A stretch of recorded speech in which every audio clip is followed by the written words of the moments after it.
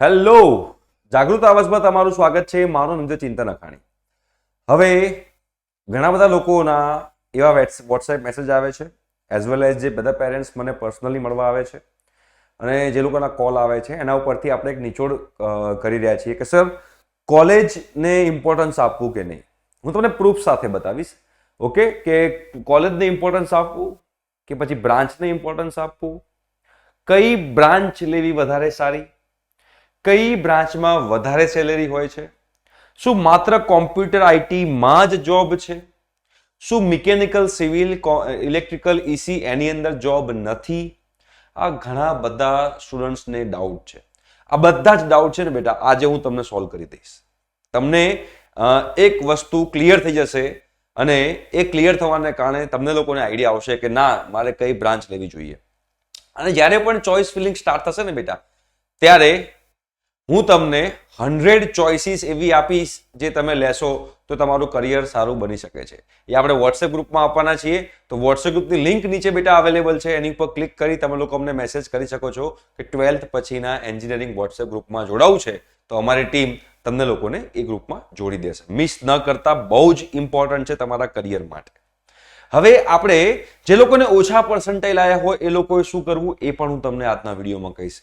ખાલી 90 above percentile, 95 above percentile ને એવી રીતે જે છે એ બધા પર્સન્ટાઇલ વાળા માટે તો સારી સારી કોલેજો છે, બટ જેના પર્સન્ટાઇલ એવરેજ છે એ લોકોએ શું કરવું જોઈએ એના વિશે આપણે આજે ડિસ્કસ કરીશું. ખાસ ધ્યાનથી સમજજો. ઓકે, હવે આપણી ગુજરાતની અંદર હું તમને કહીશ કે બે ટાઈપની કોલેજો છે. બે ટાઈપની કોલેજો છે. મહેરબાની કરીને વોટ્સએપ ગ્રુપમાં જોડાવાનું ભૂલતા નહીં. બે ટાઈપની કોલેજો છે તમને કહીશ. એકને આપણે બેટા ટીયર 1 કોલેજ કહેવાય, ટીયર 1 કોલેજ છે, અને બીજી જે છે ટીયર 2 કોલેજ છે. બરાબર. હવે ટીયર 1 કોલેજ કોને કહેવાય, ટીયર 2 કોલેજ કોને કહેવાય એ આપણે અત્યારે હાલ જાહેરમાં યુટ્યુબ પર આપણે કોઈ જ એને વિશે ડિસ્કસ નથી કરવી. એ આપણે પર્સનલી તમે લોકો મને મળવા આવશો તો આપણે એમાં ડિસ્કસ કરી શકીએ છીએ.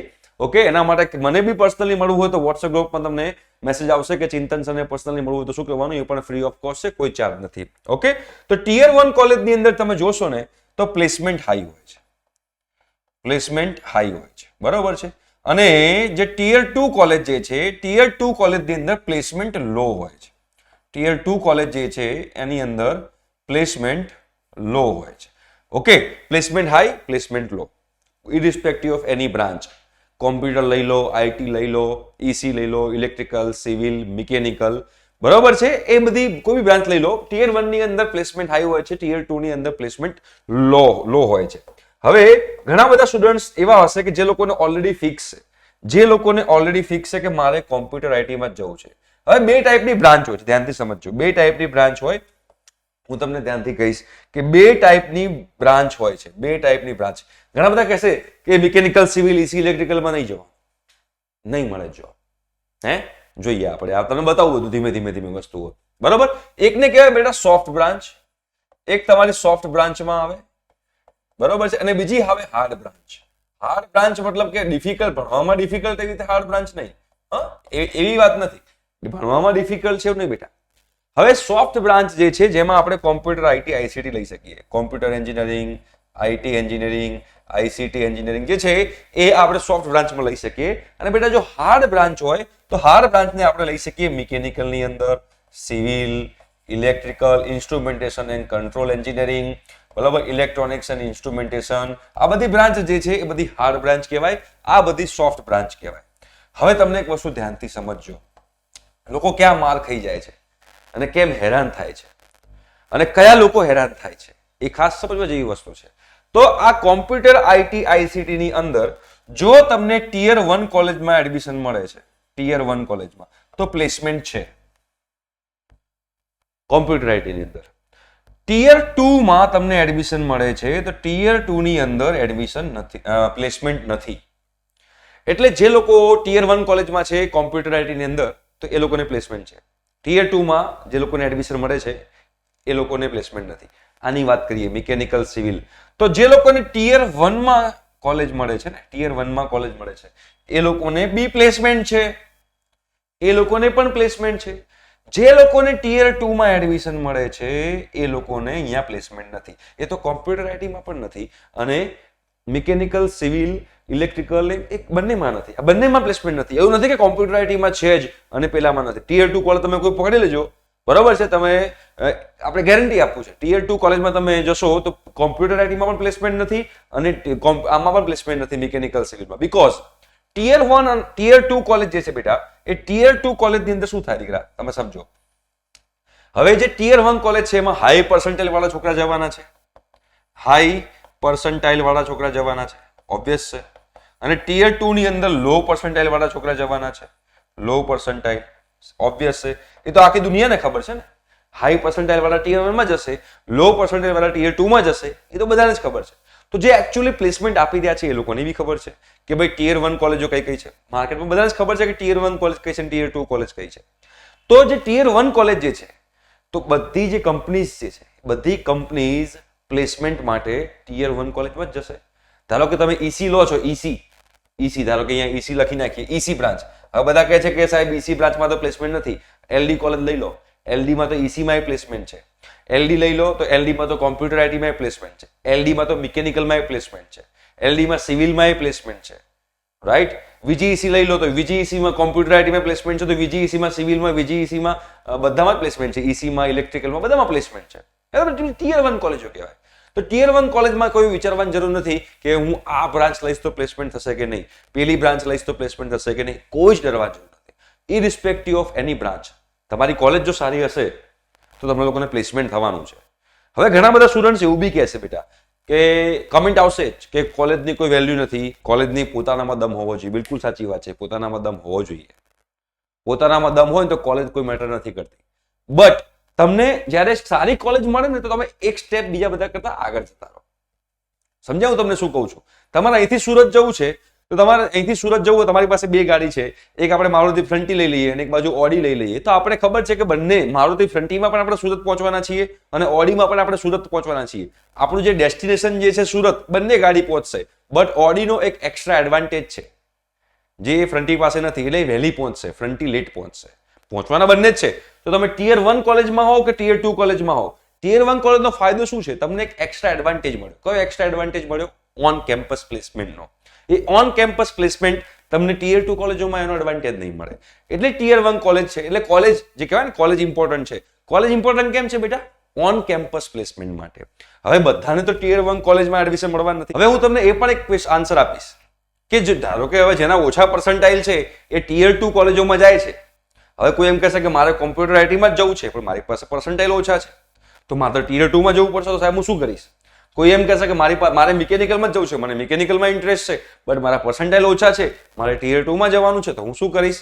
તો હવે આવા સંજોગોમાં પેલું જે તમને આપણે કીધું કે કોલેજ મેટર નથી કરતી, પોતાનામાં દમ હોવો જોઈએ. પોતાનામાં દમ હોય તો ટિયર 2 કોલેજમાં પણ તમે લોકો પહોંચી વળો છો. પણ તકલીફ ક્યાં પડે છે બેટા ખબર છે? જ્યારે પણ આપણા સ્ટુડન્ટ ટિયર 2 કોલેજોમાં જાય છે, એ ટિયર 2 કોલેજોમાં ગયા પછી આપણા વિદ્યાર્થીઓ ડિમોટિવેટ થઈ જાય છે. ડિમોટિવેટ થવાના ઘણા બધા રીઝન્સ છે બેટા. રીઝન નંબર 1, એમનું આજુબાજુનું એટમોસ્ફિયર, કે ભાઈ આજુબાજુના સ્ટુડન્ટ્સ જે છે હવે ટિયર 2 માં જશે એટલે ઘણા 80% સ્ટુડન્ટ્સ એવા હશે જે લોકોને સ્ટડીમાં ઇન્ટરેસ્ટ નહીં હોય, પોતાના કરિયર માટે સિન્સિયર નહીં હોય. એ લોકોને એવું હશે કે હવે કોલેજ લાઈફમાં આવ્યા છીએ તો કોલેજ લાઈફની અંદર આપણે લોકો હવે જલસા કરવાના છે, આપણે એન્જોય કરવાનું છે, પછી આપણે શાંતિથી ભણી લઈશું. આવો એટીટ્યુડ, ખાલી માત્ર ને માત્ર પાસ થવા માટે સ્ટડી કરવું, બરોબર છે. ત્રીજી વસ્તુ કે કોઈ સારો મેન્ટર ન હોવો, સારો કોઈ ગાઈડ ન હોવો. આ બધી રીઝનના કારણે આપણા સ્ટુડન્ટ્સ જે છે એ આપણા સ્ટુડન્ટ્સને ટિયર 2 કોલેજમાં એ લોકો સિન્સિયરિટી મળતી નથી, જેના કારણે લોકો સેલ્ફ સ્ટડી નથી કરતા, પોતાનો પર ફોકસ નથી કરતા અને એમાં ઓન કેમ્પસનું પ્લેસમેન્ટ છે જ નહીં. અને ઓફ કેમ્પસ જાય તો ઓફ કેમ્પસમાં કોઈ જલ્દી ફ્રેશર્સ હોય, ફ્રેશર્સને ઓફ કેમ્પસમાં જલ્દી જોબ મળવી ડિફિકલ્ટ છે, બરાબર. ઓન કેમ્પસ વધારે સારું છે. બટ તમે જો ટિયર 2 માં હશો તો ટિયર 2 માં ઓન કેમ્પસ તો છે નહીં, અને તમે લોકો ટિયર 2 માં રહ્યા પછી સેલ્ફ ડિસિપ્લિન વાળા રહ્યા નહીં તો ઓફ કેમ્પસમાં પણ મળે નહીં. એટલે લોકો બધા જોબ વગર ફરે અને પછી માર્કેટમાં એવી હવા ફેલાય કે એન્જિનિયરિંગ તો જોબલેસ છે, કોમ્પ્યુટર હોય, આઈટી હોય, કોઈ બી બ્રાન્ચ હોય, કોઈ ફરક નથી પડતો. તમે ટિયર 2 માં હશો તો ટિયર 2 માં તમારે જાતે મહેનત કરીને તમારે આગળ વધવાનું છે. હવે તમારા લોકોને જો એ જાણવું હોય કે ટિયર 2 જેના ઓછા પર્સન્ટાઇલ આવ્યા છે, એ ઓછા પર્સન્ટાઇલ આવેલા લોકોએ જ્યારે ટિયર 2 કોલેજોમાં એડમિશન લે છે તો એ લોકોએ 4 વર્ષમાં શું ધ્યાનમાં રાખવું, તો તમે લોકો કમેન્ટ બોક્સમાં કમેન્ટ કરજો, તો આપણે એના વિશે પણ આખો એક ડિટેલમાં વિડીયો બનાવીશું કે ટિયર 2 ના સ્ટુડન્ટ્સે શું કરવું. બરોબર. તો અહીંયા આગળ તમે જોશો કે ટિયર 1 કોલેજ હોય તો તમને ફાયદો છે જ. કોઈ બી બ્રાન્ચ હોય, મિકેનિકલ, સિવિલ, કોઈ બી બ્રાન્ચ હોય, કોમ્પ્યુટર આઈટી કોઈ બી બ્રાન્ચ હોય, ટિયર 2 હોય તો નુકસાન છે જ તમને, એ તમે માની લેવું.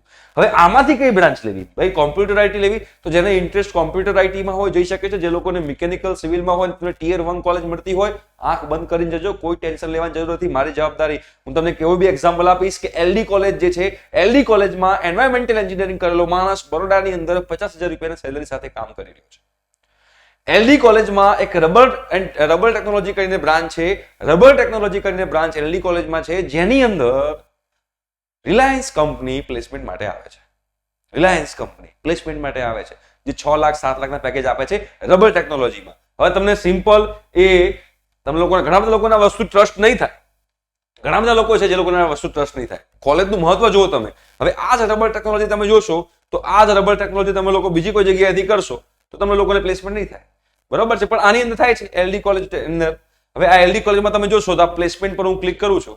બરોબર. આ પ્લેસમેન્ટમાં તમે જોશો તો આ મેં તમને કીધું હતું, તમને પ્રૂફ આપીશ. તો જો આ 2024 ની વાત કરીએ તો 798 લોકોના અત્યાર સુધીમાં સિલેક્શન થઈ ગયા છે બેટા. બરોબર. 798 લોકોના સિલેક્શન થઈ ગયા છે. ડિટેલ એનાલિસિસ તમે જો. આ આખું મેં તમને ડિટેલ એનાલિસિસ જે આપણે વોટ્સએપ ગ્રુપમાં તમને આપણે વોટ્સએપ ગ્રુપમાં તમને શેર કરીશું. તો જો અહીંયા આગળ તમે જોશો કોમ્પ્યુટર બ્રાન્ચ વાળા ઓન કેમ્પસ છે, આર્ગ્યુસોફ્ટ, ઝુરુટેક, આ બધી કંપનીઝ છે. અહીંયા બ્રાન્ચ છે. કઈ બ્રાન્ચના છોકરાને જો કોમ્પ્યુટર બધાને કોમ્પ્યુટરની અંદર એડમિશન મળે, પ્લેસમેન્ટ થયેલા છે. બરોબર. આ બધા ઓન કેમ્પસ. આઈટી વાળા સ્ટુડન્ટ છે તો આઈટી વાળા સ્ટુડન્ટ હોય તો એ લોકોને પણ આ પ્લેસમેન્ટ થયેલા છે. રાઈટ. હવે આગળ તમને વધો, તમને લોકોને આઈડિયા આવશે. ઈસી કોણ કહે છે ઈસી માં એડમિશન નથી? તમારી પાસે કોલેજ સારી હોય તો જો ઈસી ની અંદર મેડિટેપ કરીને, એમ્બ્રિલ કરીને, પ્રોનોસિસ કરીને, તત્વાસોફ્ટ, આ બધી કંપની ઈસી ની છે. અને ઈસી ની કંપની જે છે ઈ ઇન્ફો ચિપ્સ, જે આપણે ગુજરાતમાં બહુ મોટી કંપની છે, હમણાં એ જોરદાર કામ કરી રહી છે પેલા ચિપ્સ ઉપર. રાઈટ. તો એ પણ એલડી માં ઈસી ના સ્ટુડન્ટ્સને જોબ આપી રહી છે. પછી વેરી ફાસ્ટ કરીને છે, લાઇટ ટેકનોલોજી, સત્વા સોલ્યુશન, આ જો બધા ઈસી ના સ્ટુડન્ટ છે બેટા, જે લોકોના પ્લેસમેન્ટ થયેલા છે. એટલે જે લોકો કહેતા હોય કે ઈસી માં એડમિશન ના લેવાય, પ્લેસમેન્ટ નથી, આ તમને એલડી માં તમે ઈસી મળો, કોણ કહે છે પ્લેસમેન્ટ નથી? આ રહ્યા પ્લેસમેન્ટ. છોકરાના નામ છે, છોકરાના નામ સાથે તમે લોકો જોશો તો એનરોલમેન્ટ નંબર છે, ઈસી છે અને એલડી કોલેજ છે. એલડી કોલેજ હું કોઈ દિવસ એનું પ્રમોશન નથી કરી રહ્યો. ગવર્મેન્ટ કોલેજનું કોઈ પ્રમોશન ના હોય, બટ ટિયર 1 કોલેજ છે એટલે તમને કહી રહ્યો છું કે સારી કોલેજમાં એડમિશન લો તો વાંધો ના આવે.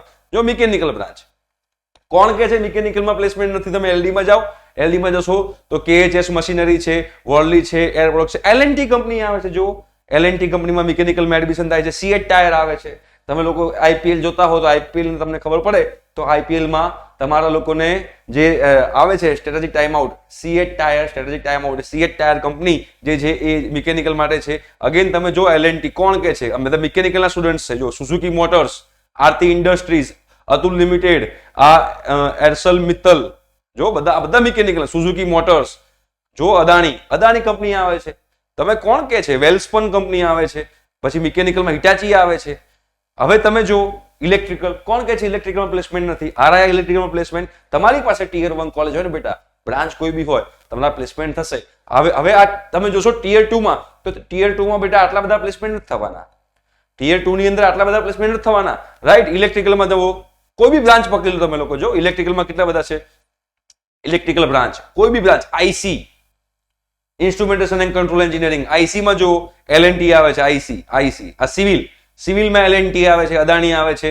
બરોબર છે. એર પ્રોડક્ટ્સ આવે. આ સિવિલના લોકોનું હાઈટેક પ્રોજેક્ટ્સ આવે છે, સુઝુકી મોટર, એટલે તમે ટોરેન્ટ પાવર, મોટી કંપનીઓ એલડી ની અંદર આવતી હોય છે.